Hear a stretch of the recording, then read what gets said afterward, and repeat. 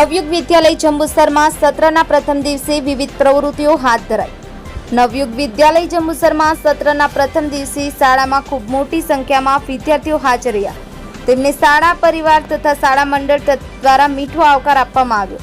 શાળાના મેદાનમાં વિદ્યાર્થીઓએ રોપેલા વૃક્ષોના જતનની શરૂઆત કરી। સાથે શાળામાં શાળા પરિવારે જુદી જુદી પ્રતિજ્ઞાઓ લઈ સંકલ્પબદ્ધ થઈ કામ કરવાની શરૂઆત કરી। બ્યુરો રિપોર્ટ, કલમ સમાચાર, રમેશ સત્યની સાથે।